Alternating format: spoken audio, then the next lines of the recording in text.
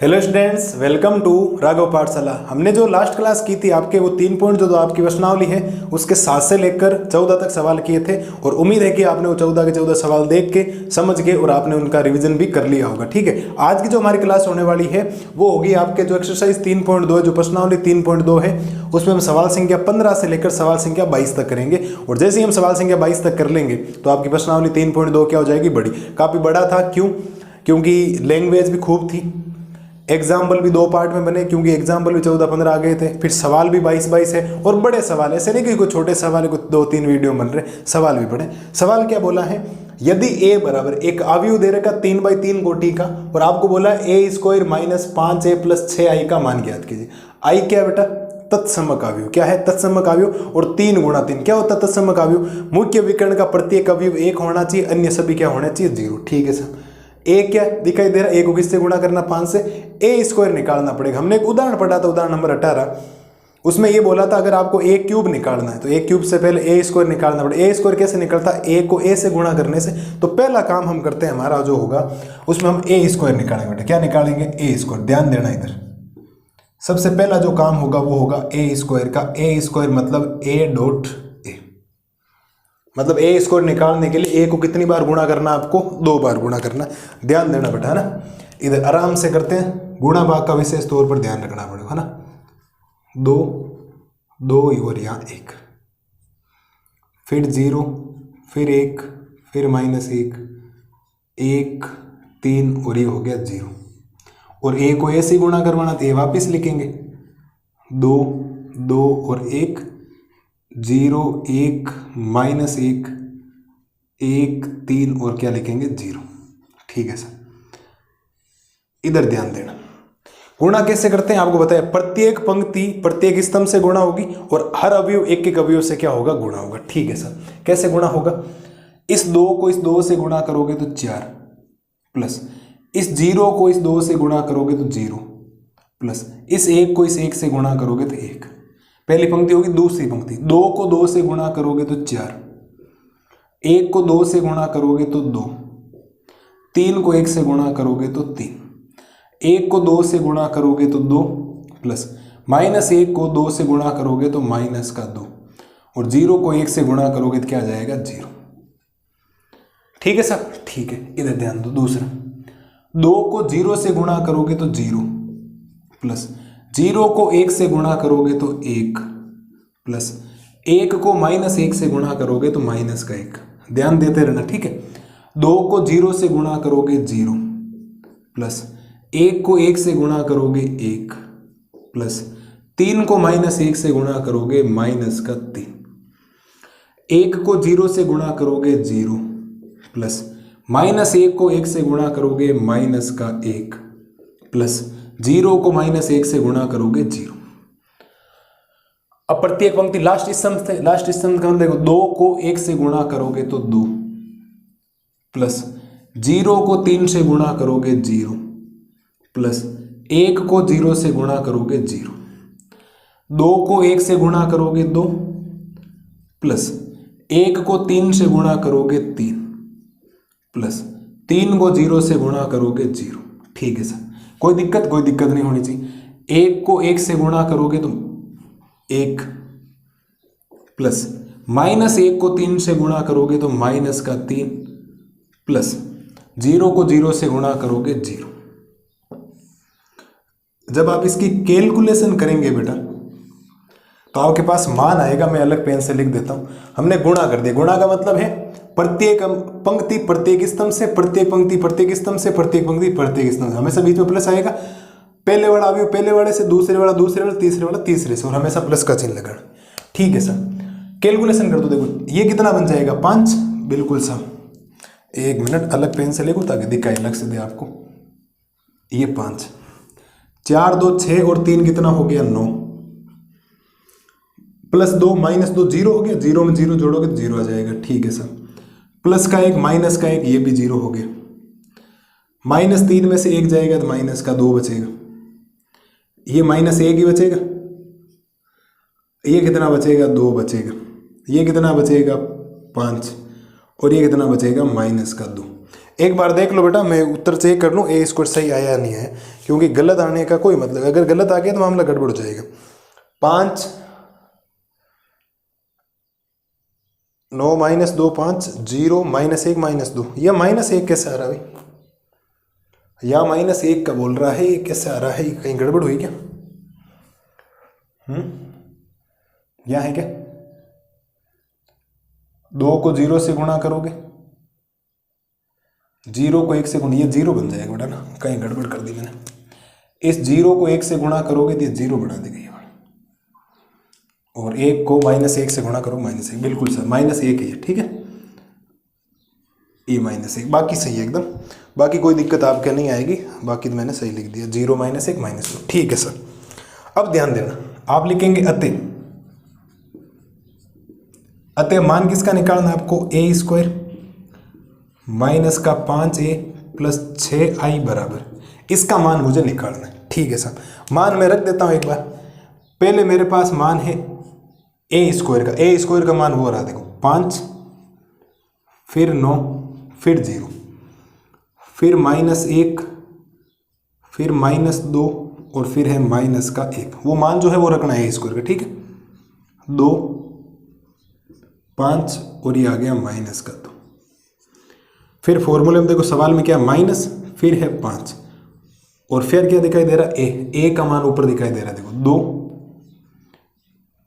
2 और ये हो गया 1, फिर 0, फिर 1, फिर -1, फिर 1, फिर 3, फिर कितना हो गया 0, और फिर प्लस का 6i है, 6i का मतलब i तो आपको पता है 1 0 0 0 1 0 0 0 और ये हो गया 1। मुझे नहीं लगता यहाँ तक किसी को कोई दिक्कत होनी चाहिए, बोलो सर कोई दिक्कत है क्या कहीं? मेरे हिसाब से कोई दिक्कत आपको नहीं होनी चाहिए, जो मान था इसमें हमने मान रख दिया, ठीक है सर। आगे सोल्व करते हैं, ध्यान देना इधर, इसको अगर आप सोल्व करेंगे तो आपके पास मान क्या आएगा? इसमें तो अभी कोई छेड़छाड़ी करो मत, 5 9 0 -1 -2 -1 2 5 और ये हो गया -2, ठीक है सर। ये -5 अंदर जाएगा, 5 को इस 2 से गुणा करोगे 10 बनेगा, 5 को इस 2 से गुणा करोगे ये 10 बनेगा, 5 को इस 1 से गुणा करोगे 5 बनेगा, 5 को इस 0 से गुणा करोगे 0, 5 को 1 से गुणा करोगे 5, 5 को -1 से गुणा करोगे -5, 5 को 1 से गुणा करोगे 5, 5 को 3 से गुणा करोगे 15, 5 को 0 से गुणा करोगे 0। क्या हमने ये गुणा कर दिया क्या? बोलो साहब, मेरे हिसाब से कोई दिक्कत नहीं होनी चाहिए, ये तो हमने अदिश से गुणा कर, प्रत्येक अवयव से गुणा होगा, तो ये 6 भी तो गुणा होगा, लेकिन 6 गुणा होगा तो कोई ज़्यादा फर्क पड़ेगा नहीं, क्योंकि बाकी तो 0 है, तो 1 की जगह 6 आ जाएगा, 6 0 0 0 6 0 0 0 क्या बन जाएगा? ये 6 बन जाएगा, मेरे हिसाब से दिक्कत नहीं होनी चाहिए। अब देखो जोड़ दो सीधा, पहले तो लिखा जाएगा 5 9 0 -1, एक काम करो आप, इसमें एक है ना नया तरीका अपनाते, चलो कोई दिक्कत नहीं। नया तरीका क्या? ये भी वैल्यू प्लस की है, ये भी वैल्यू क्या है? प्लस की, तो इन दोनों को पहले जोड़ दो, फिर ये घटा देंगे, कोई दिक्कत नहीं, कैसे ही करो उत्तर में कोई फर्क नहीं आएगा, ठीक है। ध्यान देना, देखो 5 और ये 6 जोड़ेगा तो कितना बना देगा? 11, -1 और ये 0 जोड़ेगा तो माइनस का 1, 2 और ये 0 जोड़ेगा तो 2, ठीक है सर।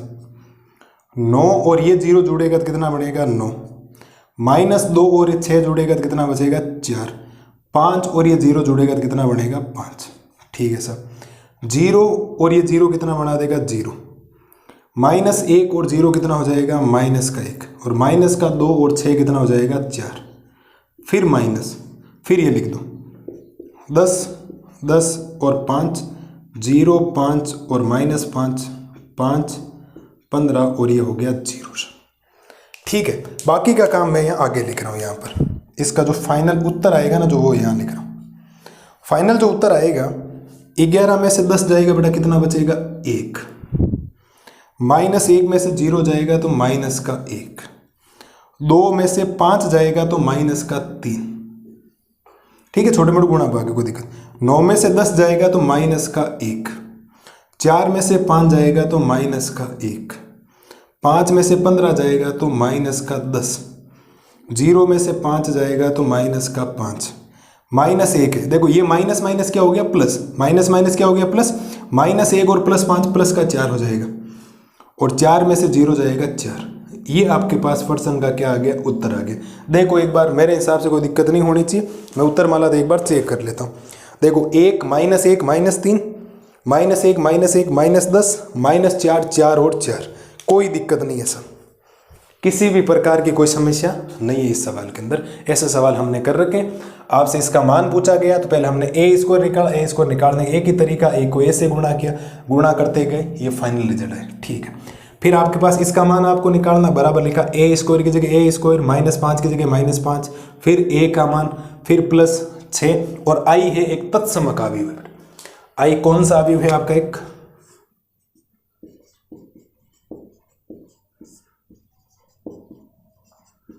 तत्समक अवयव। तत्समक अवयव का मतलब होता है मुख्य विकर्ण, ये होता है मुख्य विकर्ण, ये नहीं होता, मैंने बेसिक बता रखा है, ये मुख्य विकर्ण होता है। मुख्य विकर्ण का प्रत्येक अवयव 1 होना चाहिए, बाकी अन्य 0 होना चाहिए। कर दिए, कैलकुलेशन की हमने क्या किया, इस अवयव और इस अवयव को जोड़ा, क्योंकि ये भी प्लस का है, ये भी प्लस का, इन दोनों को जोड़ा, इस अवयव को, ये आया, फिर ये माइनस कर दिया, उत्तर ये आ गया। मेरे हिसाब से सवाल संख्या 15 में कोई दिक्कत किसी भी बच्चे को नहीं होनी चाहिए। हमने बेहतरीन तरीके से सवाल संख्या 15 कर लिया। एज इट इज आगे भी ऐसा ही सवाल है, खूब सारे ऐसे सवाल है जिसके अंदर सेम टू सेम आपको काम करना है। ज़्यादा माता बच्ची वाला सवाल है ही नहीं, एक इकलौता सवाल आएगा 18वां या 19वां, जो भी है मैं आपको बता दूं। 18वां सवाल ऐसा आएगा जिसमें आपको थोड़ा सा दिमाग लगाना पड़ेगा, एक्चुअल में करना है, वो थोड़ा बड़ा सवाल है, बाकी सारे सवाल ऐसे हो रहे हैं। ठीक है, उम्मीद है सवाल संख्या 15 आपके दिमाग बैठ गया होगा। नेक्स्ट स्लाइड में करते हैं सवाल संख्या 16 का सॉल्यूशंस। तब तक आप ये देख लो, गुणा है, मैंने आपको इतने बेहतरीन तरीके से समझा रखे हैं कि गुणा तो गलत आपके नहीं होने चाहिए। अब देखो सवाल संख्या करते हैं 16 सवाल भी सेम इसी तरीके से एक नई चीज जोड़ दी है कि एक आपको ए अवयव दे रखा है और सिद्ध करना है कि a³ minus 6s square plus 7a plus 2i बराबर 0। अब आई आपको वापस तत्समक होता है और 3/3 का बने, क्यों जैसा a बनेगा वैसे है 0 आना चाहिए, मतलब लास्ट में एक शून्य अवयव बचना चाहिए, प्रत्येक अवयव 0 बच जाना चाहिए। तो पहले क्या ज्ञात करेंगे, a स्क्वायर, क्यों ए स्क्वायर ऐसे ज्ञात करेंगे, ए डॉट ए करेंगे, और a³ ज्ञात करने के लिए ए डॉट ए स्क्वायर करना, ये मैंने आपको उदाहरण में बताया था, ऐसा मैंने उदाहरण आपको करवा रखा। ठीक है सर, ध्यान देना बेटा इधर, है ना, थोड़ा सा है बड़ा लेकिन आराम से कर लेंगे, कोई दिक्कत नहीं। आपको पहला काम करना ए स्क्वायर निकालने का, ए स्क्वायर का मतलब है ए डॉट ए, सही है ना, बोलो कोई दिक्कत, कोई दिक्कत नहीं, ए स्क्वायर तो हमने अभी निकाला सर। ठीक है सर, इधर ध्यान देना, फिर मान रखो ए के 2 बार, 1 0 2 0 2 0 2 1 और 3। ठीक है सर, फिर ए का मान रखो वापस 1 0 2 0 2 0 2 1 और क्या हो गया 3। बोलो सर, है कोई दिक्कत यहाँ तक? मेरे हिसाब से यहाँ तक कोई दिक्कत आपको नहीं होनी चाहिए। हमने जैसे बोला वैसा मान रख दिया, 2 बार 1 को। अब गुणा करना है, गुणा का आपको नियम बता रखा। ठीक है सर, 1 को 1 से गुणा करोगे 1, 0 को 0 से करोगे 0, और 2 को 2 से करोगे 4।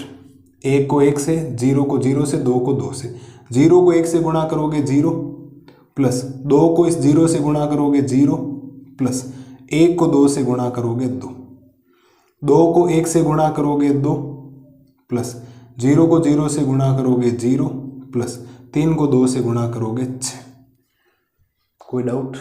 कोई डाउट नहीं होना चाहिए। ठीक है सर, 1 को 0 से गुणा करोगे 0, प्लस 0 को 2 से गुणा करोगे 0, प्लस 2 को 0 से गुणा करोगे 0। लो सर, ठीक है, इस 0 को इस 0 से करोगे तो 0, प्लस 2 को 2 से गुणा करोगे 4, प्लस 1 को 0 से गुणा करोगे 0।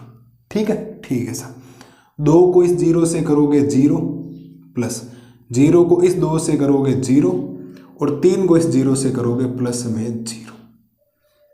ठीक है सर, ठीक है, लास्ट पंक्ति से और स्तंभ से गुणा करो। 1 को इस 2 से गुणा करवाओगे 2, फिर प्लस 0 को इस 1 से गुणा करवाओगे 0, प्लस 2 को 3 से गुणा करवाओगे 6।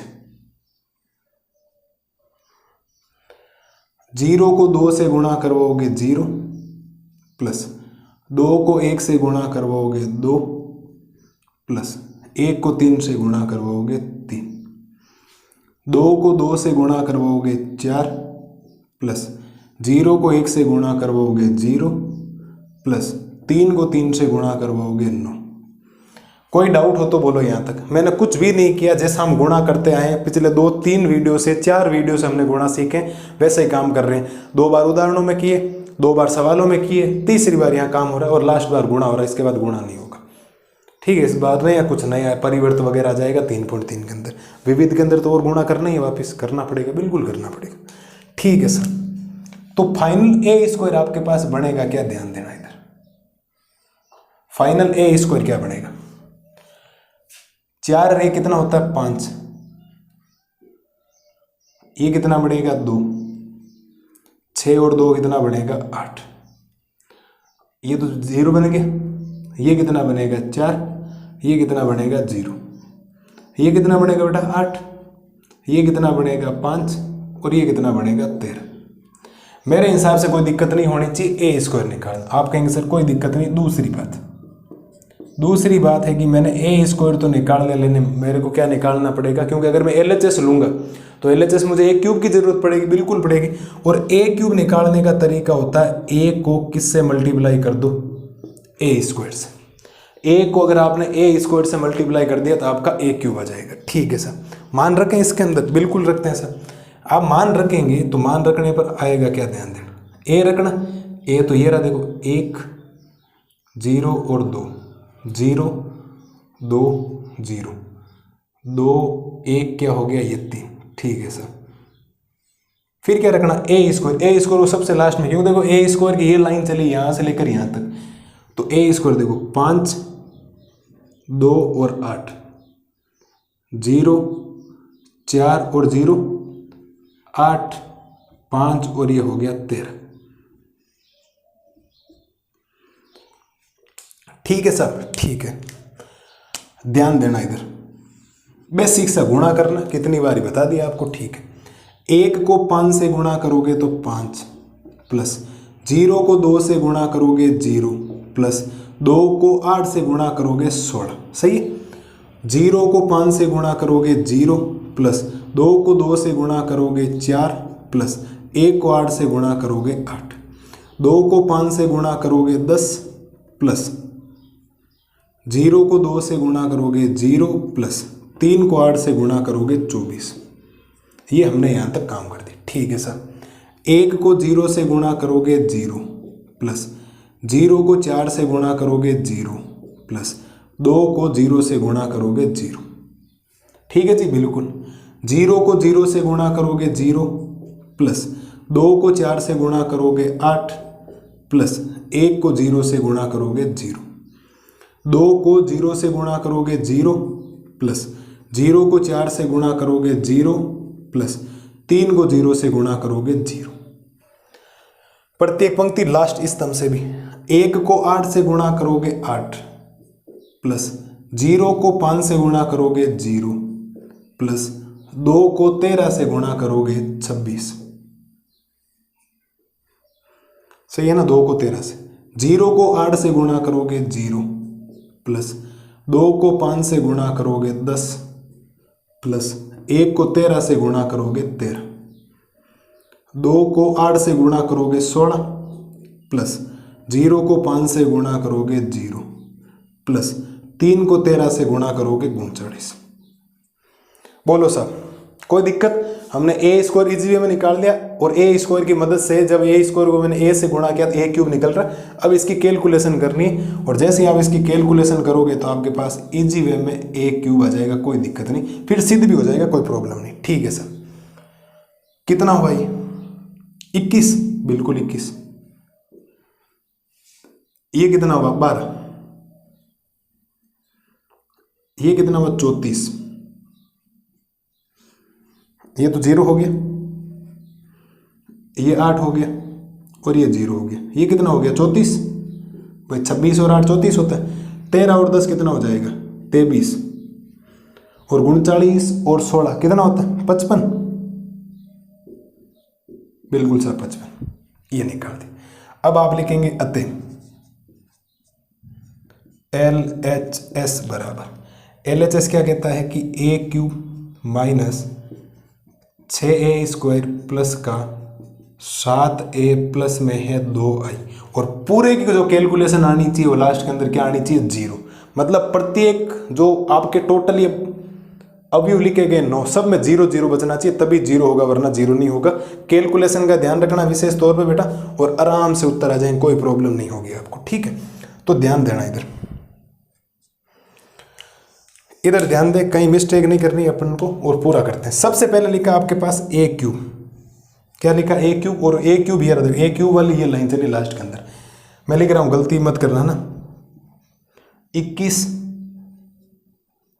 12 और ये हो गया 34, फिर लिखा है 0 8 और 0, और फिर लिखा है 34, फिर लिखा है 23, और फिर लिखा है 55, फिर देखो माइनस, फिर ये रहा 6, क्या दिखाई दे रहा है a², और a² वाली ये लाइन जा रही है सबसे लास्ट में, तो 5 2 और 8 0 4 और ये हो गया 0, फिर 8 फिर 5 और फिर कितना हो जाएगा 13, फिर देखो प्लस में 7 और फिर है a, तो a की जगह ये रहा मान जो ऊपर लिखा है, a का मान 1, ये 0 और यहाँ पर 2, फिर 0 और फिर 2 और फिर 0 और फिर हो जाएगा 2, फिर 1 और फिर कितना हो जाएगा 3, और प्लस में 2i है, और i आपका एक तत्समक है, तो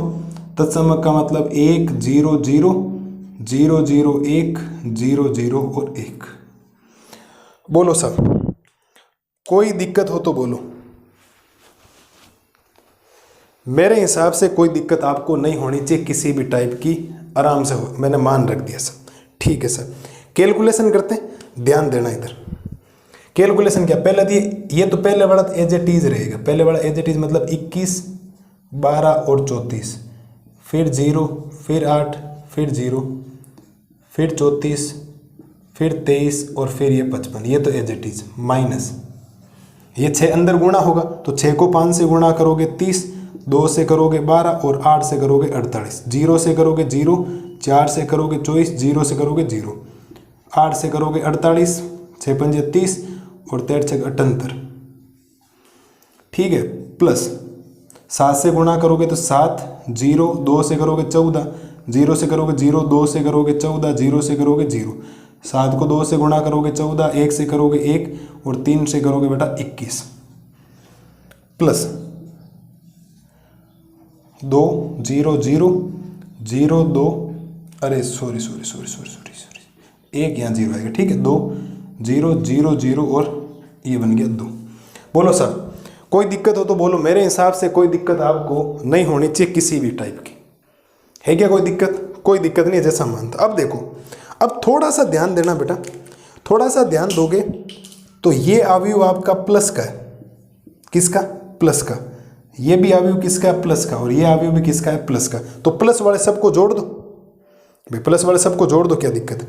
जब आप इनको जोड़ेंगे तो जोड़ने पर आपके पास आएगा क्या, देखो 21 और 7 28, 28 और 2 कितना हो जाएगा? 30, ठीक है सर।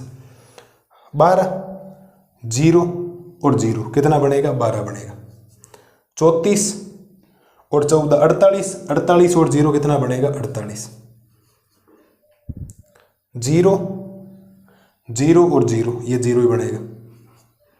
34 48 और ये 0 कितना बनेगा? 48। मैं ये जोड़ रहा हूँ, ध्यान रखना, मैं देखो राइट का निशान लगा रहा हूँ, इनको जोड़ रहा हूँ, इन तीन को जोड़ रहा हूँ क्योंकि तीनों प्लस के, बाकी एक माइनस का।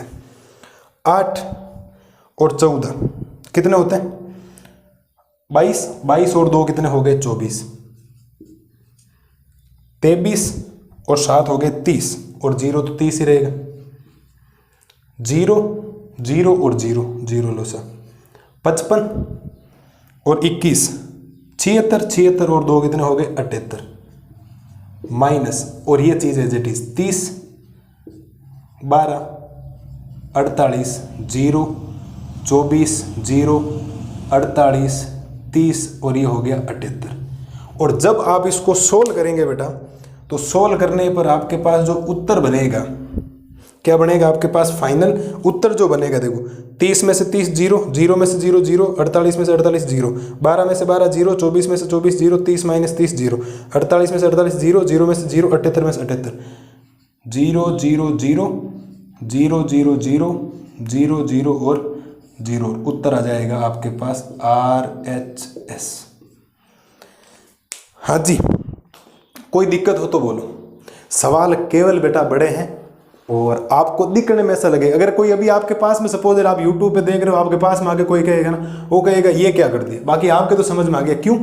क्योंकि आपको सिद्ध करने में ये चीज लानी है तो पहले आपको ए स्क्वायर की जरूरत पड़ेगी। तो ए स्क्वायर का मतलब हो गया ए डॉट ए, हमने गुणा किया और फाइनल रिजल्ट आया हमारे पास ये।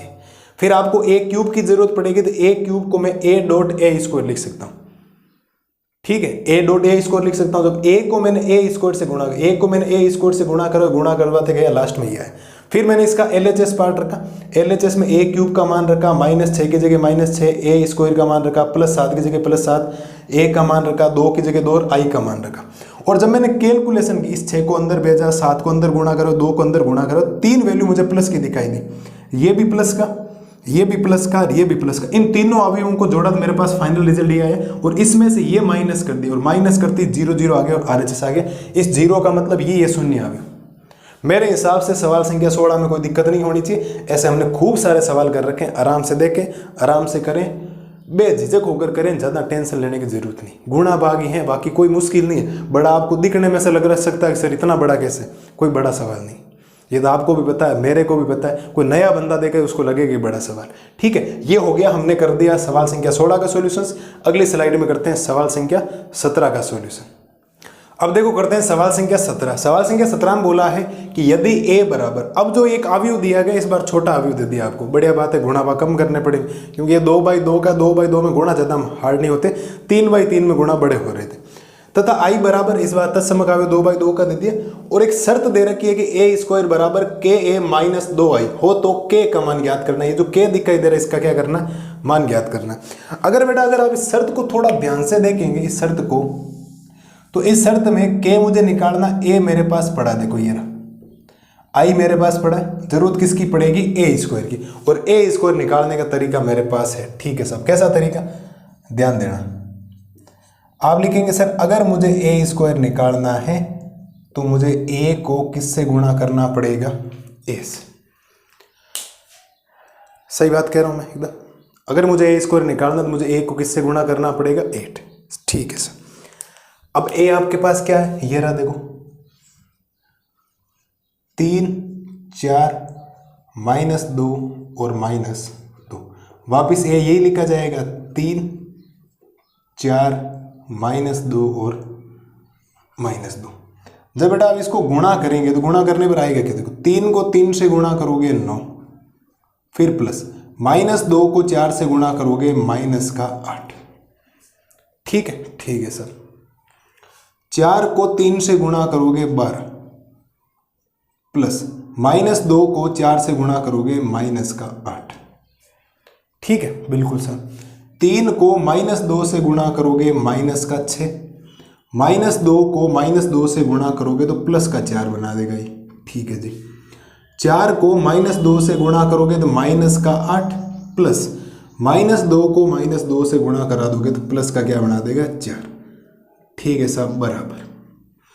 9 में से 8 जाएगा बेटा, कितना बचेगा, 1। 12 में से 8 जाएगा, कितना बचेगा, 4। -6 में से 4 जाएगा, -2। -8 में से 4 जाएगा, -4। ये आपने a डॉट a की मदद से क्या निकाल दिया, a स्क्वायर का मान निकाल दिया। अब आपके पास एक शर्त दी गई, उस शर्त का आपको करना है यूज। आप लिखेंगे चूंकि दिया गया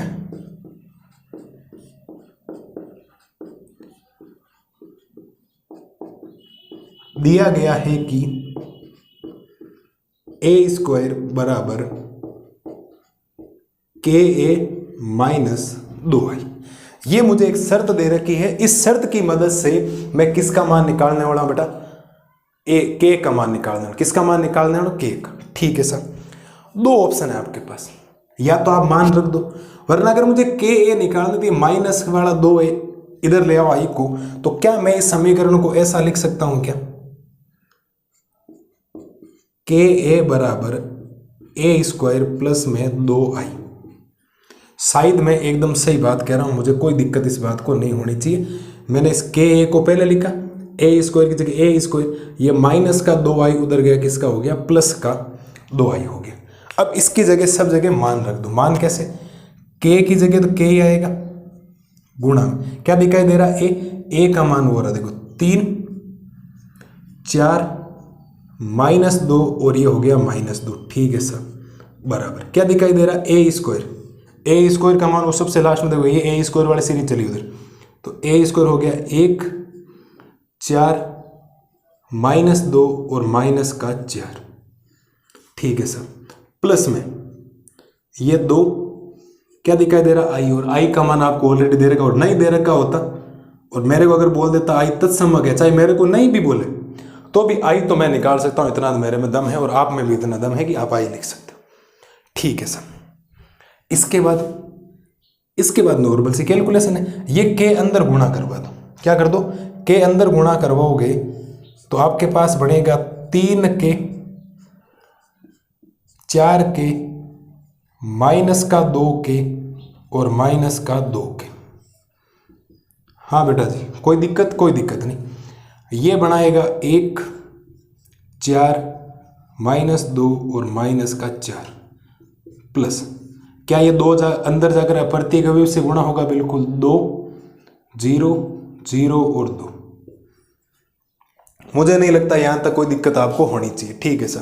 अब पहले ये दोनों अवयव जुड़ेंगे, इनको जोड़ो, फिर तुलना हो जाएगी क्योंकि बराबर का चिन्ह रखा है, ठीक है सर। इसके बाद हो जाएगा 3 के 4 के माइनस का 2 के और माइनस का 2 के बराबर 1 और 2 जुड़ने पर 3, -2 और 0 जुड़ने पर माइनस का 2, 4 और 0 जुड़ने पर 4, -4 और 2 जुड़ने पर माइनस का 2, ठीक है सर। दोनों अवयव बराबर है तो आप लिखेंगे अवयवों की तुलना करने पर, किसकी तुलना करोगे, अवयवों की तुलना करने पर, ठीक है सर, अवयवों की तुलना करो। और जैसे ही साहब आप तुलना करेंगे तो ये वाला इसके बराबर, ये वाला इसके बराबर, ये वाला इसके बराबर, ये वाला इसके बराबर, इसका मतलब ये हो गया कि 3 के किसके बराबर हो जाएगा, 3 के, और के का मान आ जाएगा 3/3 और के का मान आ जाएगा साहब कितना, 1। कितना मान आएगा साहब, के का मान 1, और आपसे इस के का मान ही क्या था, पूछा गया था। आपको सर सबको बराबर नहीं किया, तो बेटा अगर ध्यान से आप चीज देखोगे ना, आप इस चीज को इस चीज के बराबर करोगे तो भी के बराबर -2/-2 1 आना, 4 के बराबर 4 करोगे तो भी 4/4 1 आना, -2 के बराबर -2 करोगे तो भी के का मान कितना आना, 1 आना। तो मुझे सब निकालने की जरूरत नहीं थी, मैंने 1 से ही काम चला लिया। बोलो, मेरे हिसाब से कोई दिक्कत नहीं। ये एक प्यारा सा सवाल है, छोटा सा, क्योंकि जब भी 2/2 का अवयव आता है उसके गुणा भाग हार्ड नहीं होते। गुणा तो 3/3 के भी हार्ड नहीं है। आपको अगर गुणा भाग 3/3 के हार्ड लग रहे तो आप कहीं ना कहीं मिस यूज कर रहे हैं पढ़ाई का, आप पढ़ाई सही तरीके से नहीं कर रहे हैं। कंसेप्ट आपको क्लियर होना चाहिए कि पंक्तियां स्तंभों से कैसे गुणा हो रही है, प्लस का चिन्ह आ रहा है। मैंने भी पहले जब इस शर्त को देखा, इस शर्त को मुझे जरूरत पड़ी ए स्क्वायर की, तो ए स्क्वायर निकाला, a.a से गुणा करते गया, ए स्क्वायर आ गया। फिर ये जो दिया गया था उस शर्त को ऐसे लिखा, और मुझे के ए चाहिए, के ए को पहले लिख दिया, ए स्क्वायर की जगह ए स्क्वायर, प्लस का 2i उधर गया, सॉरी माइनस का 2i उधर गया, प्लस का 2i पहले ये लिखा, इस के को अंदर गुणा करवा, इस 2 को अंदर गुणा, जोड़ा, और अवयवों की तुलना करने पर एक तुलना से काम हो रहा है, बाकी मुझे के की जरूरत पड़ी नहीं, क्योंकि के का मान इकलौते ही आएगा। आप किसी से करो, आप इसको इससे बराबर करते तो भी के का मान 1 आता, इसको इससे बराबर करते तो भी के का मान 1 आता, इसको इसके बराबर करते तो भी के का मान 1 आता, और के का मान कितना है, 1। उम्मीद है सवाल संख्या 17 आपके इजी वे में कंसेप्ट क्लियर हो गए होंगे। एक शानदार सा सवाल करते हैं अगली स्लाइड में, सवाल संख्या है 18। मजा आएगा, नए कंसेप्ट, नई चीजें, आनंद ही आनंद है उस सवाल के अंदर। कहीं जाइएगा मत, वीडियो में कंटिन्यू बने रहिए। पहले आप इसका कंसेप्ट देख लें, अगली स्लाइड में करवाता हूं क्वेश्चन नंबर 18। अब देखो सवाल संख्या करते हैं 18। 18वां सवाल क्या कह रहा है, यदि ए बराबर, एक ए अवयव है जिसके अंदर जो अवयव है 0 -10 α/2, ये अल्फा लिखा हुआ है ना, और अल्फा टेन अल्फा अपॉन 2 0 तथा आई जो है तत्समक अवयव है, कोटि 2 का एक तत्समक अवयव है, तो सिद्ध कीजिए कि ये और ये चीज होती है इसके बराबर। ऐसे सवाल बड़ा सिंपल है, लेकिन सिंपल होने के साथ साथ थोड़ा सा हार्ड इसीलिए क्योंकि त्रिकोणमिति की यहाँ लगेगी सर्वसमीकरण, और मुझे उम्मीद है आपको त्रिकोणमिति की सर्वसमीकरण क्या है याद है। त्रिकोणमिति सर्वसमीकरण याद है ना आपको, बिल्कुल याद होनी चाहिए। ध्यान देना बेटा जी, आराम से करते हैं, इस पेज पर आ जाएगा, ठीक है, नेक्स्ट पेज में और कर लेंगे। ध्यान देना, इधर ध्यान अगर दोगे तो आपको दिया हुआ क्या है पहले तो वो लिखो।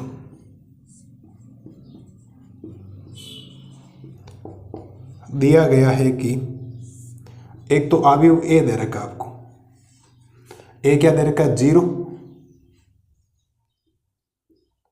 टेन अल्फा अपॉन 2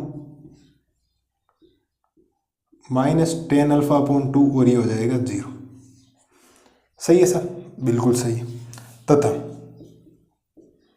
आई क्या दे रखा तत्समक अवयव है, इसका मतलब आई हो जाएगा 1 0 0 और 1।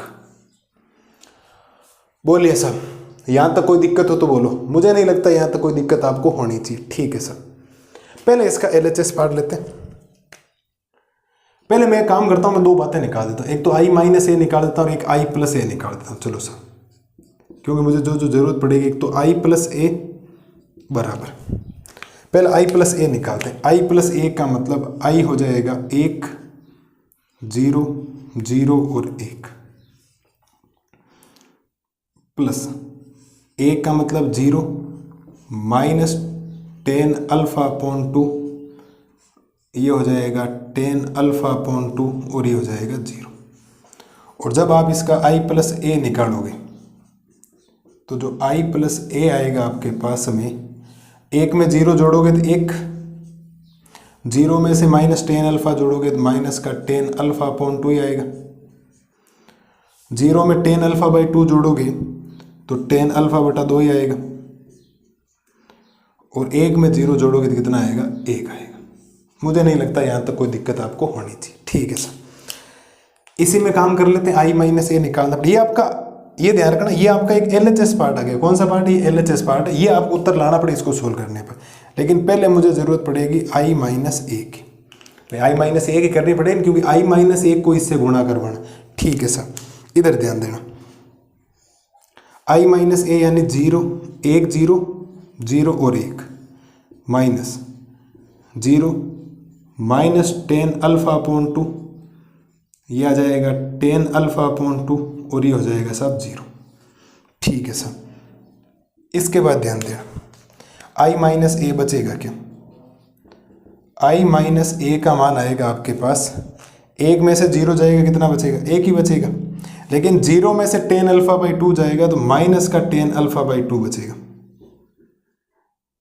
0 में से ये माइनस माइनस प्लस हो जाएगा तो प्लस का टेन अल्फा बाई 2 बचेगा, और 1 में से 0 जाएगा, कितना बचेगा? 1 बचेगा सर। आप अगर थोड़ा ध्यान से देखोगे ना बेटा, तो आपको करना है क्या समझना। ये आपके पास एक सवाल था, मुझे सवाल में जो सिद्ध करना वो बोला है कि अगर आप आई और ए को जोड़ते हो तो वो बराबर आना चाहिए आई में से ए को घटाने तथा उसको इस चीज से गुणा करने में। तो मैंने ए लिख दिया और आई लिख दिया। आई दो कोटि का तत्समक अवयव, तत्समक अवयव यही होता है।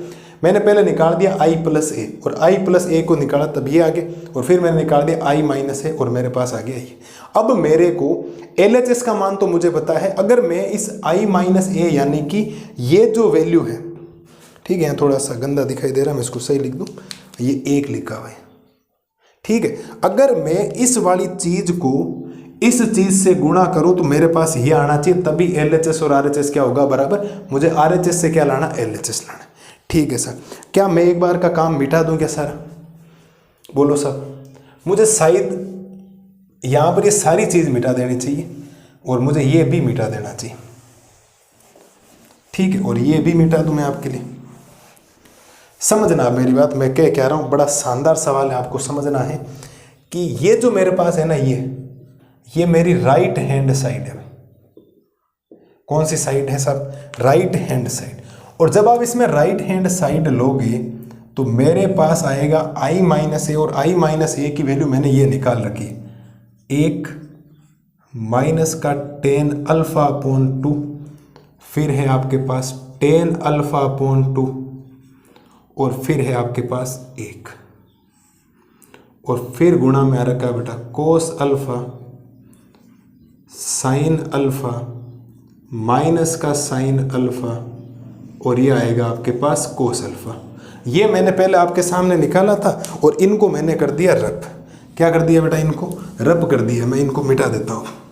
अब मेरे पास जो काम है वो मेरे पास जो i माइनस जो a आया था ना बेटा, मेरे पास i प्लस a क्या आया था, सुनना मेरी बात, ठीक है। और मैंने इस सवाल के अंदर जो i प्लस a निकाला था, ठीक है, तो i प्लस 1 आया था 1 माइनस का टेन अल्फा अपॉन 2 प्लस का टेन अल्फा अपॉन 2 और यहां आया था 1। ये मेरा i प्लस a है जो मेरा LHS था। अब मैं अगर इस चीज को सोल्व करूं तो लास्ट में मेरे पास ये बचना चाहिए। ठीक है सर, ध्यान देना, इधर आराम से गुणा बा करना, ज्यादा कोई मुश्किल काम नहीं। 1 को कोस अल्फा से गुणा करोगे cos alpha plus tan alpha by 2 को साइन अल्फा बाई 2 से गुणा करोगे तो ये हो जाएगा साइन अल्फा और ये हो जाएगा टेन अल्फा बाई 2। ठीक है साहब, एकदम सही। माइनस टेन अल्फा बाई 2 को कोस अल्फा से गुणा करोगे तो माइनस का टेन अल्फा बाई 2 और ये हो जाएगा कोस अल्फा प्लस 1 को साइन अल्फा से गुणा करोगे तो ये बन जाएगा साइन अल्फा। इसको इससे गुणा करोगे तो ये बन जाएगा माइनस का साइन अल्फा और इसको इससे गुणा करोगे तो प्लस का कोस अल्फा और टेन अल्फा बाई 2। इसको इससे गुणा करोगे तो माइनस माइनस तो प्लस हो जाएगा और ये हो जाएगा टेन अल्फा बाई 2 और साइन अल्फा प्लस 1 को कोस अल्फा से गुणा करोगे कोस अल्फा। ठीक है सर, मेरा टारगेट है ये लाना, मुझे तो इससे मतलब है, बाकी किसी से कोई लेना देना नहीं, मुझे ये लाना लास्ट के अंदर सोल्व करने में। ठीक है सर, अब मुझे लाना ये है तो मैं काम करता हूँ, थोड़ा सा चेंज करता हूँ इसके अंदर। क्या चेंज करता हूँ, ध्यान देना।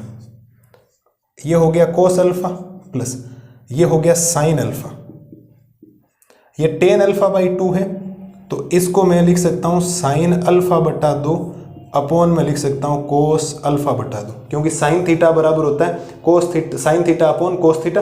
टेन थीटा बराबर हो गया sine theta upon cos theta, तो यहाँ अल्फा बाई 2 तो अल्फा बाई 2।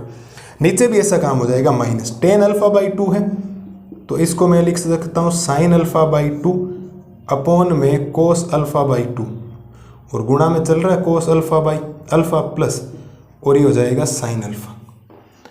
यहाँ हो जाएगा माइनस का sine alpha plus cos alpha, tan alpha by 2 को मैं लिख दूं sine alpha by 2 cos alpha by 2, tan alpha by 2 को मैं लिख दूं sine alpha by 2 cos alpha by 2 और ये हो जाएगा साइन अल्फा और प्लस में हो जाएगा कोस अल्फा। बोलो सर, मेरे हिसाब से यहाँ तक कोई दिक्कत आपको नहीं होनी चाहिए, हमने कैलकुलेशन की। ठीक है सर, इस कैलकुलेशन को, बाकी कैलकुलेशन को मैं यहाँ लिखता हूँ और ध्यान देना आराम से। कोस अल्फा बाई 2 को एलसीएम लोगे तो इससे गुणा हो जाएगा और पूरे के नीचे में आ जाएगा, तो बनेगा क्या, ये बनेगा आपके पास कोस अल्फा और cos alpha by 2 plus sine alpha और साइन अल्फा बाई 2 और पूरे के बटा में आ जाएगा कोस अल्फा बाई 2। ठीक है सर, इसमें कोस अल्फा बाई 2 गुणा लोगे तो इधर आ जाएगा, तो बनेगा क्या, माइनस का sine alpha by 2 cos alpha plus sine alpha और कोस अल्फा बाई 2 और अपॉन में आ जाएगा आपके कोस अल्फा बाई 2। ठीक है जी, ठीक है। इसमें भी कोस अल्फा बाई 2 लोगे तो इधर ये बन जाएगा, तो ये बनेगा बेटा माइनस का साइन अल्फा और कोस अल्फा बाई 2 प्लस और ये बन जाएगा कोस अल्फा और साइन अल्फा बाई 2 और अपॉन में बढ़ जाएगा कोस अल्फा बाई 2। एलसीएम लिया, ज़्यादा कोई काम नहीं किया। इधर भी कोस अल्फा बाई 2 आ जाएगा एलसीएम, तो ये बनेगा क्या, ये बनेगा आपके पास में साइन अल्फा और sine alpha by 2 plus cos alpha by 2 upon में आ जाएगा कोस अल्फा बाई 2। मुझे नहीं लगता यहाँ तक मेरे बच्चों को किसी को कोई दिक्कत होनी चाहिए। बोलो सर, है क्या कोई यहाँ तक दिक्कत? कोई ज़्यादा काम नहीं किया हमने। पहले वाली स्लाइड में क्या किया, आई प्लस ए निकाला, ये आया, आई माइनस ए का मान ये आया, इसको इससे गुणा करवाते जा रहा हूँ। फिर मैंने टेन अल्फा बाई 2 जहाँ जहाँ दिखाई दे रहे हैं उनको sine alpha by 2 upon cos alpha by 2 में लिखा, ठीक है। फिर एलसीएम लिया, ये स्टेप बना। अब अगर थोड़ा सा आप ध्यान से देखेंगे तो आपके पास कुछ वैल्यूज बन रही है। देखो, ये किसी त्रिकोणमिति का फॉर्मूला होता है। देखो, cos x cos y plus sine x sine y, तो ये फॉर्मूला बनता है कोस एक्स माइनस वाई का।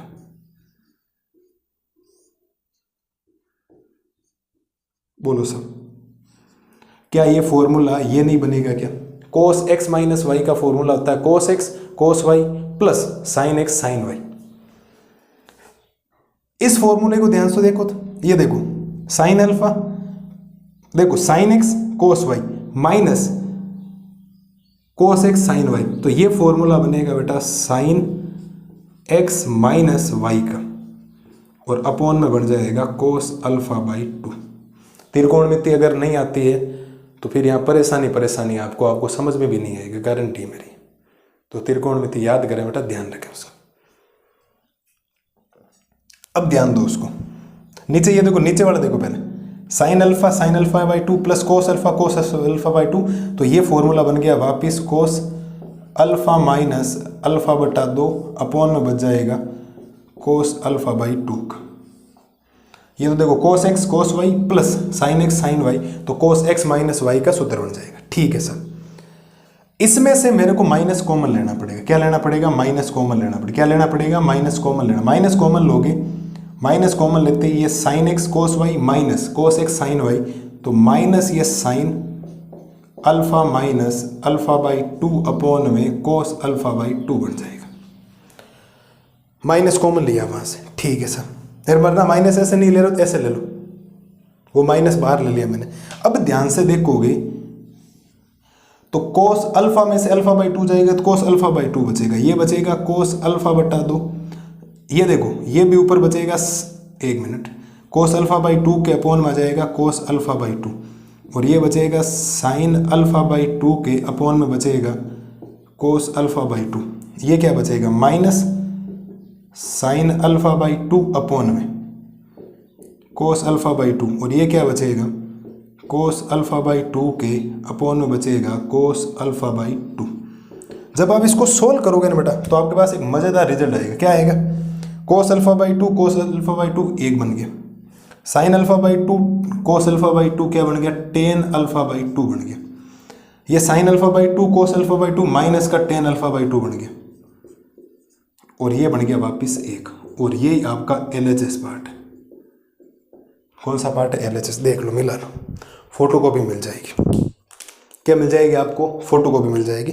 पहली बात तो आप समझना, एक बात समझनी बात ये है कि अगर सवाल देखोगे, सवाल के अंदर एक तो i प्लस ए है, LHS पार्ट है वो सोल्व किया, एक i माइनस ए था। i माइनस ए मैं पहले ऑलरेडी स्लाइड में निकाल चुका हूँ वो, फिर इससे गुणा किया, गुणा करवाते गए, टेन अल्फा बाई 2 को sine alpha by 2 upon cos alpha by 2, इस टेन अल्फा बाई 2 को sine alpha by 2 upon cos alpha by 2, इस टेन अल्फा बाई 2 को sine alpha by 2 upon cos alpha by 2 minus आएगा, और इस tan alpha by 2 को sine alpha by 2 upon cos alpha by 2। ध्यान रखना, ये दो सेम मत समझना, मैंने अल्फा लिखा।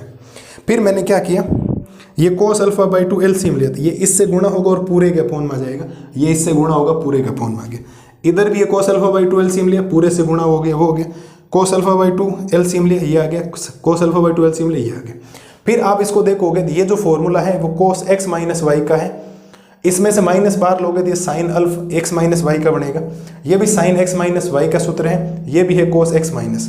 तो अल्फा में एक अल्फा में से आधा अल्फा जाएगा, आधा अल्फा ही बचेगा, ये बच गया, ये बटा ये 1 हो गया, ये टेन अल्फा हो गया क्योंकि माइनस है, ये प्लस का टेन अल्फा बाई 2 हो गया, ये 1 हो गया क्योंकि cos alpha by 2 upon cos alpha by 2 कितना होता है 1। ये हमने कर लिया सवाल संख्या 18 का सोल्यूशन।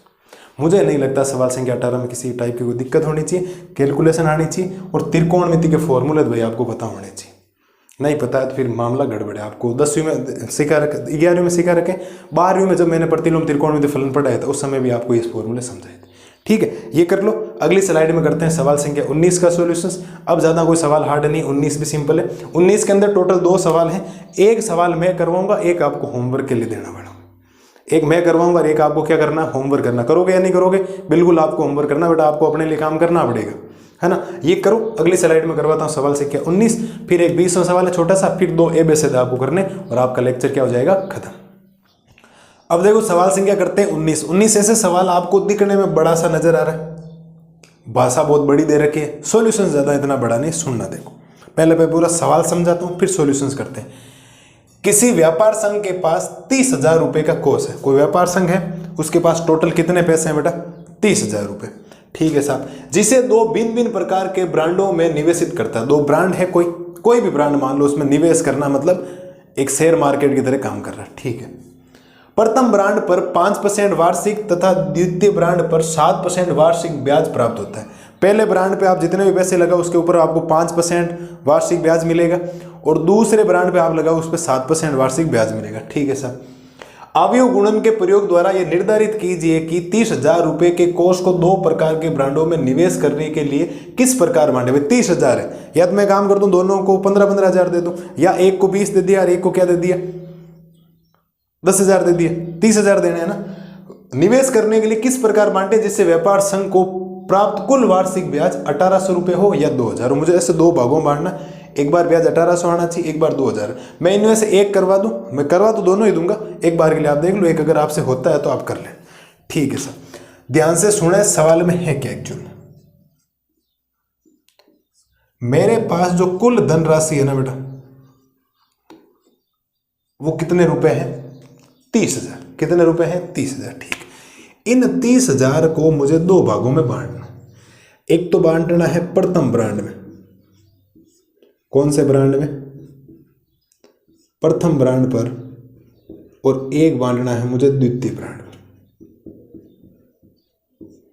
2 ब्रांड है। ठीक है, प्रथम ब्रांड को मैं मान लेता हूं X, तो क्या दूसरा ब्रांड जो होगा वो 30,000 माइनस X होगा क्या? बोलो हाँ या ना, बोलो बेटा। मेरे हिसाब से इस लाइन में किसी को कोई दिक्कत नहीं होनी चाहिए।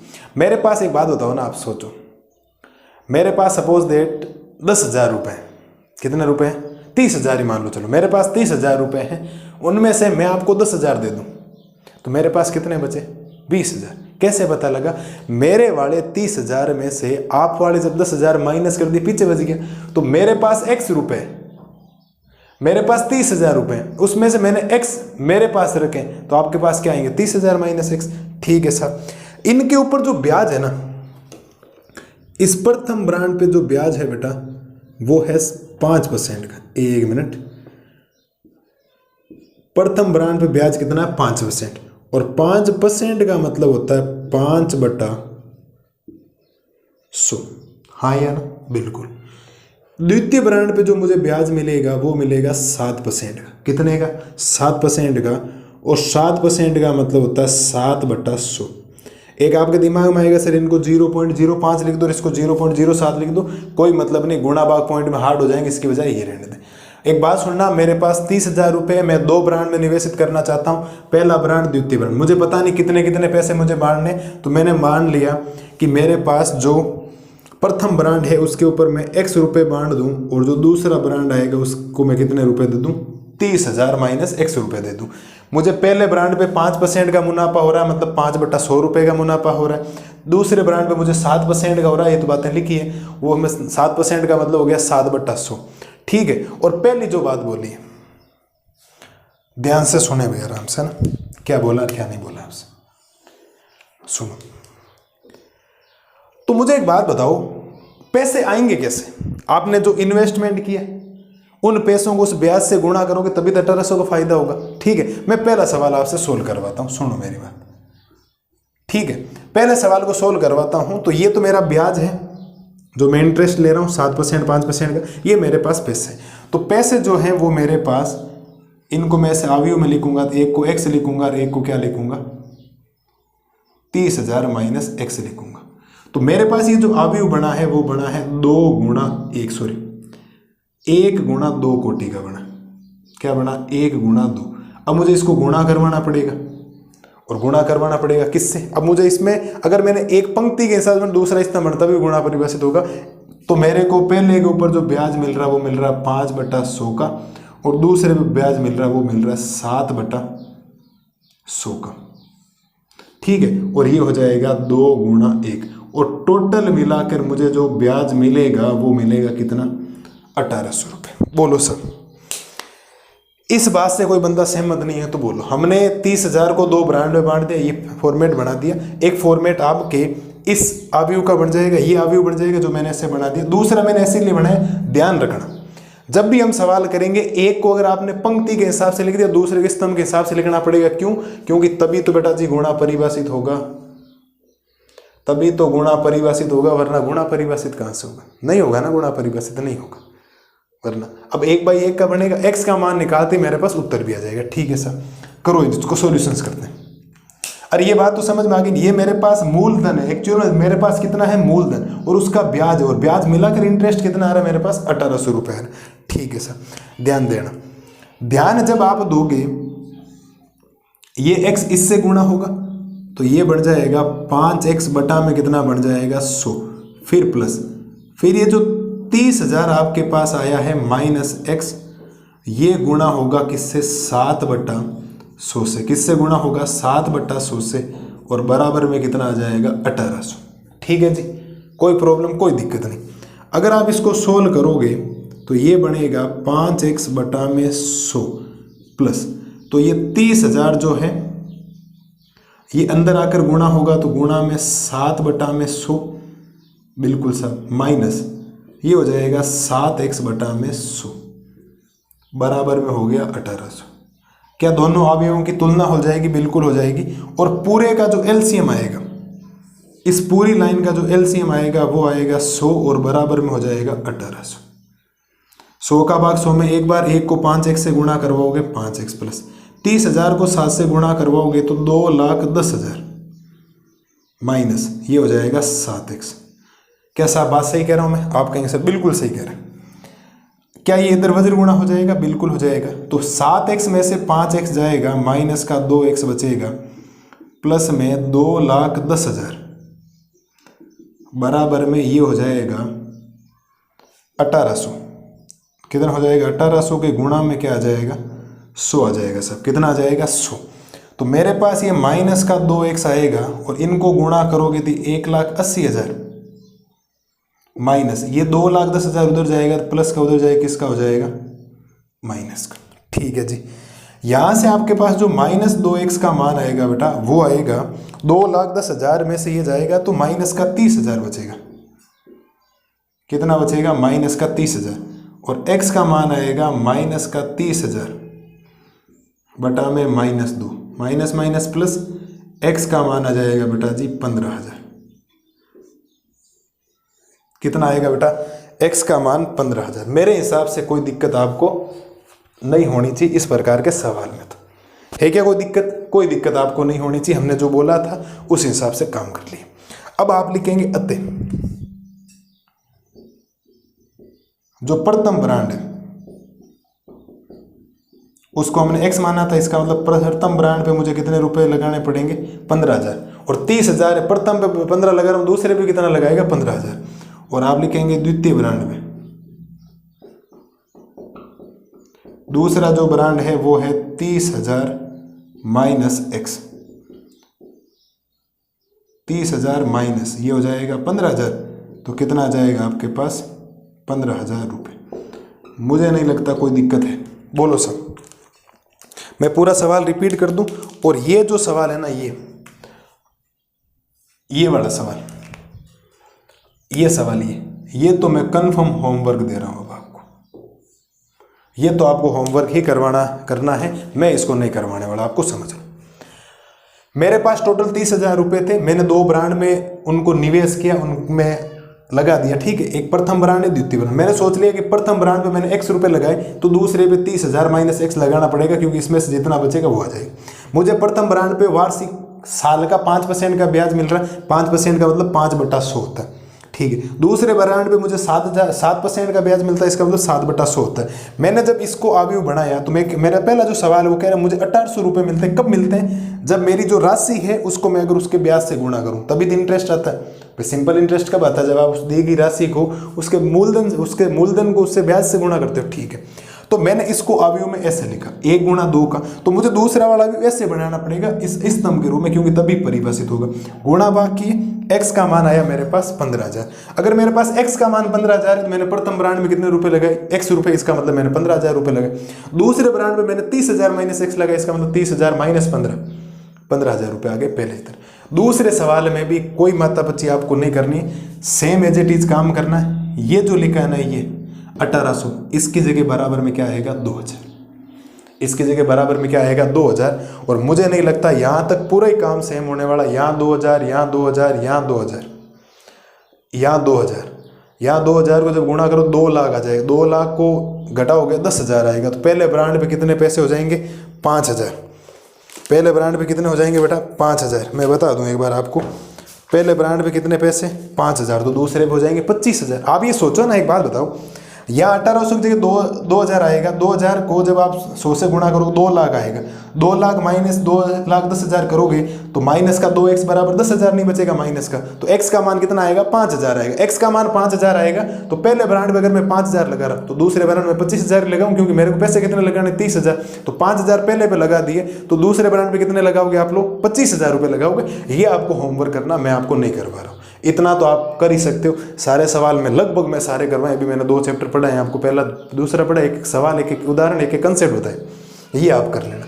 ठीक है, तो ये जो आपका 19वां सवाल है, मुझे नहीं लगता इस सवाल में कोई दिक्कत होनी चाहिए। मैंने आपको 19वां करवा दिया, इसका 19वें का दूसरा मैंने आपको दे दिया। बराबर में यहाँ 2000 रखना, बाकी सेम काम है। मैं तो कह रहा हूँ यहाँ के बाद ही रख देना चाहिए, इसके बाद में ये काम कर देना तो भी आ जाएगा। मुझे नहीं लगता इस सवाल में कोई प्रॉब्लम होनी चाहिए। अगली स्लाइड के अंदर करते हैं सवाल संख्या 20। वो भी कुछ इस टाइप की है, सेम टू सेम। फिर 21 और 22 उदाहरण है, बेसिक है, ज़्यादा कोई टाइम नहीं लगे। एक बार आप इसको देख लो, अगली स्लाइड में करवाता हूँ सवाल संख्या 20। देखो सवाल संख्या करते हैं 20। अभी मैंने आपको 19वें का दूसरा दिया था और उम्मीद है कि आपने वीडियो खत्म होने से पहले आप उसको कर लोगे। ठीक है, 20वां सवाल भी सेम 19वें की तरह एक भाषा ही लिखी गई, बाकी है छोटा सा, समझना बेटा। बोला क्या है, किसी स्कूल की पुस्तकों की दुकान में, कोई स्कूल है, स्कूल में कोई पुस्तकों की क्या है? दुकान है। दुकान में 10 दर्जन रसायन विज्ञान, दर्जन क्या होता है बेटा? एक दर्जन में कितनी चीजें हो सकती है? कोई ऐसे सुना नहीं होगा 1 दर्जन केले ले लो, तो 1 दर्जन का मतलब क्या होता है? तो पहले तो मैं लिख देता हूं, आपको दर्जन का पता होना चाहिए। 1 दर्जन बराबर होता है कितना? 12। अब तो याद रहेगा आपको कि 1 दर्जन में कितनी चीजें हो सकती है? 12। इसका मतलब 10 दर्जन रसायन विज्ञान की किताबें, तो इसका मतलब 120 किताबें रसायन विज्ञान की है। 8 दर्जन भौतिक विज्ञान की, इसका मतलब 96। 12 को 8 से गुणा करोगे तो 96 किताबें हैं वो भौतिक विज्ञान की है। और 10 दर्जन अर्थशास्त्र की, कितनी है? 10। मैं एक बार चेक कर लूँ, ये है क्या? 10, 8, 10, बिल्कुल यही है। और इन पुस्तकों का विक्रय मूल्य, भाई विक्रय मूल्य खरीदने वाला होता है, विक्रय मूल्य बेचने वाला जो होता है ना, विक्रय मूल्य है वो 80 रुपये, 60 रुपये और 40 रुपये। रसायन बेचने के 80, भौतिक बेचने के 60 और अर्थशास्त्र बेचने के 40 प्रति पुस्तक। एक पुस्तक के 80 रुपये, 60 रुपये और 40 रुपये। अवयव बीजगणित के प्रयोग द्वारा ज्ञात कीजिए कि सभी पुस्तकों को बेचने से दुकानदार या दुकान वाले को कुल कितनी धनराशि प्राप्त होगी। पहली बात तो रसायन विज्ञान बराबर 10 दर्जन है, 10 दर्जन गुणा दर्जन का मतलब 12, इसका मतलब कितनी पुस्तकें? 120 पुस्तकें। रसायन विज्ञान की कितने पुस्तकें? 120। दूसरी भौतिक विज्ञान, कौन सी पुस्तकें? भौतिक विज्ञान। भौतिक विज्ञान की कितनी है? 8 गुणा दर्जन में कितना हो जाएगा? 12, तो 96 पुस्तकें हो जाएगी भाई। और अगला है अर्थशास्त्र बराबर, अर्थशास्त्र की कितनी? 10 गुणा में कितना?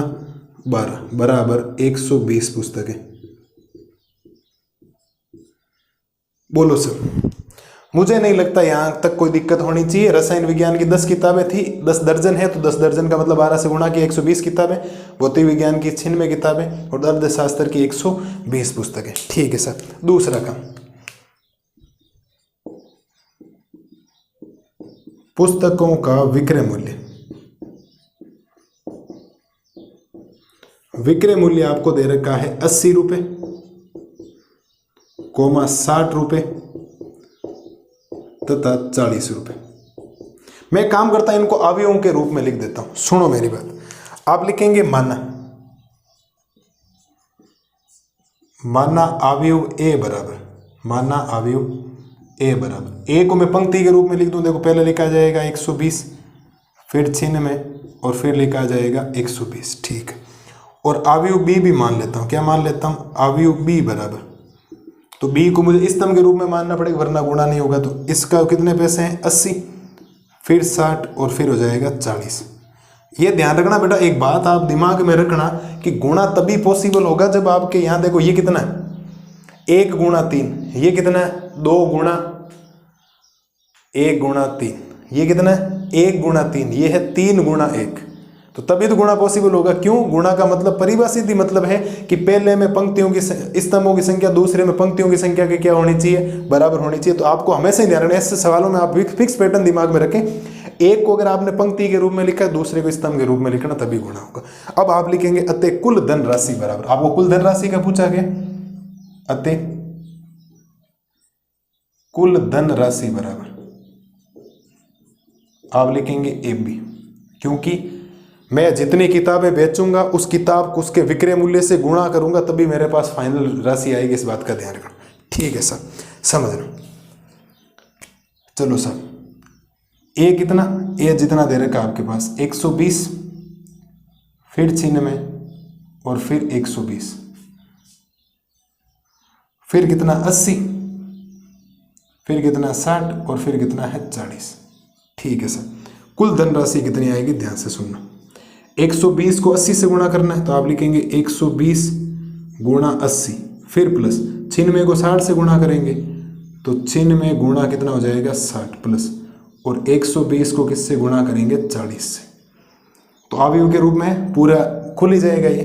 देखो 12 को 8 से गुणा करोगे चिन्ह में आएगा तो ये आ जाएगा 9600 प्लस, इसको गुणा करोगे देखो 0 आएगा, 6 को 6 से करोगे 36, हासिल कितने गए 3, 9 को 6 से करोगे 54 और 3 हो गए 57, 5760 प्लस 12 को 4 से गुणा करोगे 4800, ठीक है। मैं एक बार देख लूँ गुणा भाग सही है यानी, मुझे नहीं लगता कोई दिक्कत होनी चाहिए। 7000, ठीक है 4800, और इनको जोड़ोगे तो ये आएगा 20160, 20160 रुपये। ये इस प्रश्न का आपके पास क्या आ गया? फाइनल आंसर, कुल धनराशि आ गई है।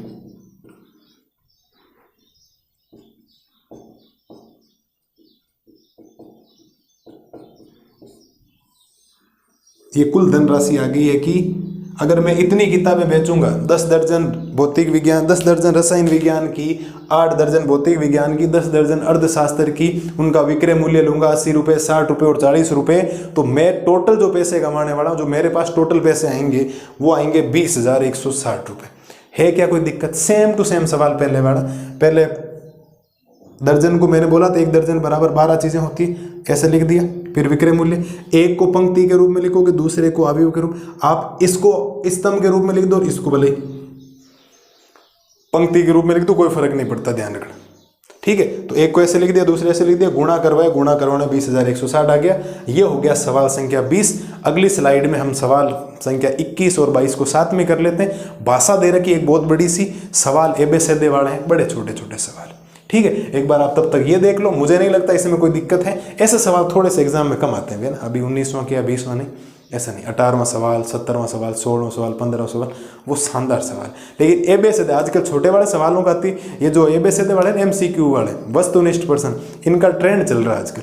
हर आप जिस बोर्ड से भी हो ना, ज़्यादातर MCQ आ रहे हैं, क्योंकि आगे एग्जाम MCQ आएंगे तो वैसे आ सकते हैं। पहले आप इसको देख लें, अगली स्लाइड में करवाता हूँ सवाल संख्या 21 और 22, फिर हमारे लेक्चर क्या हो जाएगा खत्म, चैप्टर क्या हो जाएगी 3.2 पूरी हो जाएगी। देखो आप एक बार इसको, अब देखो सवाल संख्या करते हैं 21 और 22, दोनों है एबेसेदे, फिर आपकी जो प्रश्नावली 3.2 है वो खत्म हो जाएगी। ऐसा इंपॉर्टेंट सवाल है क्योंकि एग्जाम में इस सवाल के सवालों का पैटर्न चल रहा है आजकल, एबेसेदे के सवाल आ रहे हैं। ध्यान देना, सवाल क्या बोल रहा है कि जो सवाल में पहले बोला गया ना, दोनों के साथ के लिए देखो, मान लीजिए कि X, Y, Z, W और P, आपके पास टोटल 5 अवयव हैं, X, वाई, जेड, डब्ल्यू और पी, उनकी कोटियां दे रखी है आपको क्रम से। तो थोड़ा ध्यान देना, मैं पहले रैंडम में से लिख दूं फिर मैं सवाल समझा दूंगा। मेरे पास जो x है ना, उस x की जो कोटि है वो है 2 गुणा 3, मतलब इसमें 2 पंक्तियां हैं 3 स्तंभ है। और जो मेरे पास y है, उस y की जो कोटि है वो है 3 गुणा k, इसका मतलब इसमें 3 पंक्तियां k क्या है, स्तंभ है। फिर मेरे पास जो z है, z के अंदर मेरी जो कोटि है वो है 2 गुणा p, क्या है 2 गुणा p, इसका मतलब 2 पंक्तियां 3 क्या है, स्तंभ। और जो मेरे पास w अवयव है, उस अवयव की जो कोटि है वो है n गुणा 3, मतलब पंक्तियों की संख्या n, स्तंभों की संख्या 3। और मेरे पास जो p अवयव है उसकी कोटि है p गुणा में 3, मतलब p पंक्तियां हैं और आपके k क्या है, स्तंभ है। क्या यहां तक कोई दिक्कत जो बोला था? अगर इनकी कोटियों के अवयव है तो नीचे दिए गए प्रश्न संख्या 21 तथा 22 का उत्तर दीजिए। इस शर्त को देखते हुए 21 और 22 का क्या देना, आपको उत्तर देना है। ध्यान से सुनना भाई बेटा। सवाल संख्या बात करते हैं 21 के हल की। क्या बोला आपसे कि P Y plus W Y के परिभाषित होने के लिए एन के तथा पी पर क्या प्रतिबंध होना चाहिए? 4 ऑप्शन है कि के का मान 3 होगा, पी और एन बराबर होंगे, के स्वेच होगा मतलब फ्री है, के का कोई रोल नहीं, पी का मान 2 होगा, पी स्वेच है मतलब पी तो आएगा आएगा, कोई रोल नहीं, के का मान 3 और के का मान 2 और पी का मान कितना हो जाए, 3 हो जाए। ठीक है सर, आपको जो चीज दे रखी उसको लिखे पहले। आपको दे रखा पी वाई और प्लस में दे रखा डब्ल्यू वाई। आप अगर थोड़ा ध्यान से देखेंगे तो अगर मैं इस P को लिखूं, सपोज दैट ये मेरा P है और ये मेरा क्या है, Y है, प्लस ये मेरा W है और आगे मेरे पास ये Y है। इनकी कोटियां मुझे दे रखी है। अगर P की कोटि देखोगे तो P की कोटि है बेटा P गुणा में K, ये रही, और y की कोटि कितनी है, 3 गुणा में k। ठीक है जी।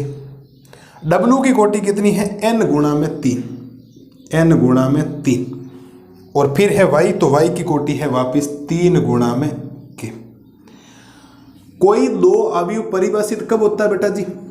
2 अवयवों का जब गुणा होता है तो वो परिभाषित कब होता है? वो परिभाषित तब होता है जब पहले वाले में स्तंभों की संख्या दूसरे वाले में पंक्तियों की संख्या के क्या होती है, बराबर होती है। पहले में स्तंभों की संख्या दूसरे वाले में पंक्तियों की संख्या के बराबर होती है। आप थोड़ा ध्यान से देखो, इस चीज को आप करवा रहे हो बीच में गुणा, तो क्या यहां पर ये बराबर है क्या?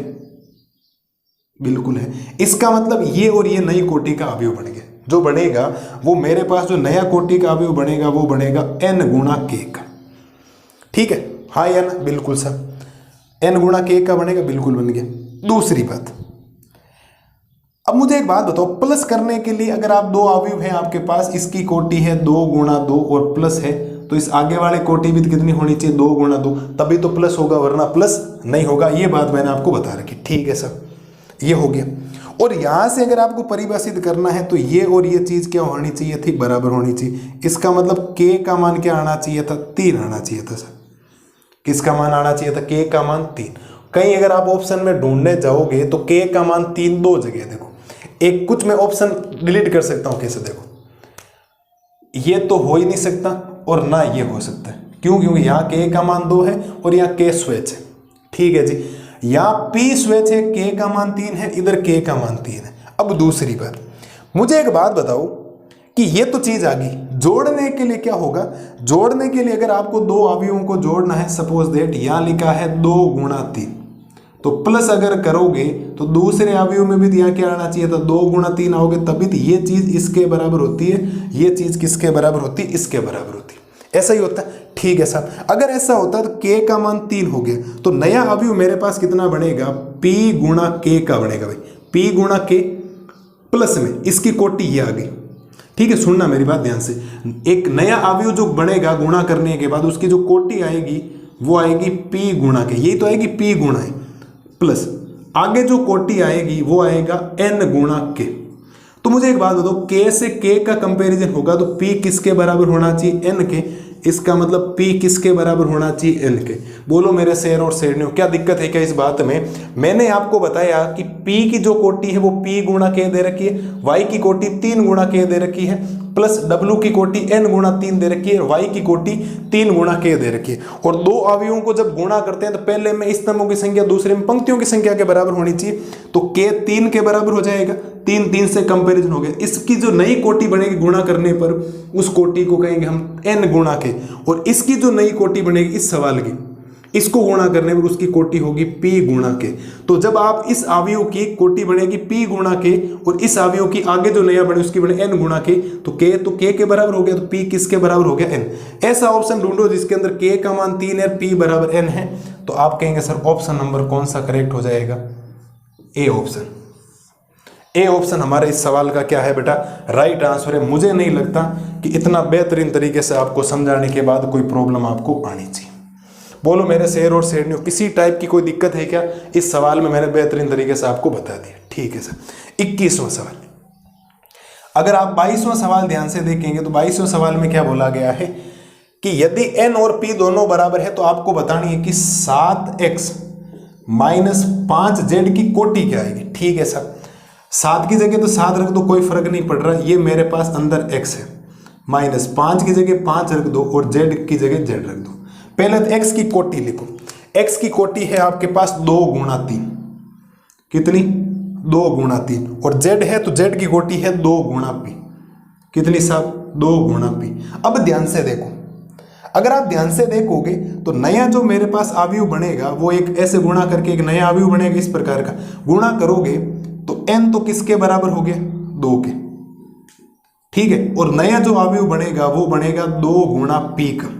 नया अवयव कितनी कोटि का बनेगा, 2 गुणा p का। भाई एक बात बताओ, n का मान 2 हो गया तो ये तो हो गया, ये इसके बराबर है तो ये इसके बराबर है, तो नया जो अवयव बनेगा वो बनेगा 2 गुणा किसका, p कोटि का बनेगा। 2 गुणा क्या बनना चाहिए, p, यही तो बनेगा भाई। 2 गुणा n बोलो या 2 गुणा p बोलो, एक ही बात है, जोड़ने पर तो हो ही जाती है कोटि। एक बात बताओ, जब आप 2/2 के अवयव को जोड़ते हुए घटाते हो 2/2 में से, तो उत्तर तो 2/2 ही आता, कोई फर्क थोड़ी आया। हमने इतने सवाल किए, आप कहेंगे सर कोई फर्क नहीं आया तो उसके अंदर। ठीक है सर, तो कोटि बन गई 2 गुणा p। कई ऑप्शन में है 2 गुणा p गुणा 2 और 2 गुणा p में फर्क है। ठीक है सर, अब कहोगे सर ऑप्शन नहीं, लेकिन बेटा एक बात बताओ, इस चीज को 2 की जगह 2 और p और n आपस में क्या है, बराबर, तो p की जगह मैं क्या लिख सकता हूं, n, तो 2 गुणा n, ये रहा सर ऑप्शन नंबर बी में। बोलो मेरे शेर और शेरनियों, किसी टाइप की कोई दिक्कत है क्या? मैंने एकदम लाजवाब तरीके से आपको सवाल समझाने की कोशिश की है और उम्मीद है कि दोनों के दोनों सवाल आपके दिमाग में छप गए होंगे। आप वापिस समझ लें, एक बार मैं रिपीट कर देता हूं। ये पी वाई है तो इसको मैंने पी बोल दिया, इसको वाई बोल दिया। पी की कोटि पी गुणा के जो यहाँ दे रखी है, वाई की कोटि 3 गुणा के प्लस डब्ल्यू की कोटि n गुणा 3 गुणा वाई की कोटि 3 गुणा के। ठीक है, अब जब इनको गुणा करोगे तो नया जो अवयव बनेगा वो बनेगा p गुणा k का, बिल्कुल बनता है, ये मैंने बता रखा है, ये बना गया p गुणा k का। इनको जब गुणा करोगे तो नया अवयव बनेगा n गुणा k का। किसका बनेगा, n गुणा k का। तो अगर आपके पास इनको फिर जोड़ोगे, क्या करोगे, जोड़ोगे, तो वापिस जो अवयव बनेगा वो p गुणा k का ही बनना चाहिए या n गुणा k का बनना चाहिए, वही बनता है भाई। 2/2 के अवयव को 2/2 के अवयव में जोड़ोगे या घटाओगे तो वापिस 2/2 ही आता है, या 2/3 के अवयव को 2/3 के अवयव में जोड़ो या घटाओ तो वापिस वही आता है ना। ठीक है सर, वो आता है। तो इसका मतलब इसमें ये हो गया कि k तो k कंपेरिजन हो गया। इसका मतलब जो नई कोटि बनेगी वो तो या तो p गुणा k बनेगी या n गुणा क्या बनेगी, k। इसका मतलब p और n तो आपस में एक ही हो गए, इसका मतलब p और n आपस में बराबर है, तो k का मान 3 निकला यहाँ से, k का मान 3 और p का मान n, और हमने ऑप्शन नंबर ए को क्या कर दिया, करेक्ट कर दिया। दूसरे सवाल में 7 की जगह 7x की कोटि है 2 गुणा n, माइनस 5 की जगह 5z की कोटि है 2 गुणा p। जब इस चीज को जोड़ोगे आप लोग, 2 गुणा n 2 गुणा p करोगे तो वापस या तो 2 गुणा n की कोटि आएगी या 2 गुणा p की आएगी। तो मैंने यहाँ 2 गुणा p लिख दिया, 2 गुणा n लिखूं तो भी कोई दिक्कत नहीं, लेकिन p मेरा किसके बराबर है, p मेरा किसके बराबर है, n के। तो p की जगह मैं n लिख सकता हूं, तो 2 गुणा n, क्योंकि मुझे ऑप्शन वो नजर नहीं आ रहा था। ये p गुणा 2 और 2 गुणा p में फर्क आएगा, ध्यान रखना 100%। आप जल्दबाजी में, इसीलिए उसने ये दिया है, आप जल्दबाजी में ये ऑप्शन कर दोगे, ध्यान रखना। इसका मतलब है कि 2 पंक्तियां p स्तंभ है, इसका मतलब है p पंक्तियां 2 स्तंभ में फर्क है बेटा, इस बात में ध्यान रखना ना। आप आगे पीछे नहीं कर सकते, आप m गुणा n को n गुणा m नहीं लिख सकते। अगर लिख दोगे तो चेंज हो जाएगा, जो हम 3.3 में आगे पढ़ने वाला। आप देखना, खेल देखना क्या चेंज हो जाता है। ठीक है, ये हमने सवाल संख्या कर लिया 21 और 22। एक भारी भरकम एक्सरसाइज आई थी जिसकी लैंग्वेज बहुत बड़ी थी, फिर इसके एग्जाम्पल बहुत बड़े थे, फिर इसके सवाल तो पूछो ही मत। लेकिन हमने बेहतरीन तरीके से मैंने और आपने मिलकर बेहतरीन तरीके से इन एग्जाम्पल को दिया है। आपका शुक्रगुजार है कि आपने इस वीडियो के अंदर आपने मेरा साथ दिया है और आपने कंटिन्यू वीडियो देखे होंगे बढ़िया तरीके से। यहाँ तक आप रिवीजन करें, दोनों सवाल शानदार है। मैंने बेसिक तरीके से आपको पूरा बताया, सीधा डायरेक्ट नहीं बताया इसका ऑप्शन ये कर लो, इसका ये कर लो, नहीं, वैसा काम नहीं है अपना। मैं तो सारे कंसेप्ट क्या करूंगा, एकदम क्लियर करूंगा आपके। ऐसा हमने कर लिया। मिलते हैं जल्दी नए वीडियो में नए जोश और जुनून के साथ। प्रश्नावली 3.3 अवयव का परिवर्त हम पढ़ेंगे। सम्मित अवयव क्या होता है, विषम सम्मित अवयव क्या होता है, उसकी लैंग्वेज है। कोई ज्यादा लैंग्वेज बड़ी नहीं है, ना ही ज्यादा एक्सरसाइज बड़ी। अब तो विविध तक टाइम ही नहीं लगेगा, 3-4 वीडियो के अंदर खत्म है। तब तक आप इनको देखें, मैं लाता हूं आपके लिए 3.3 का इंट्रोडक्शन। Thank you.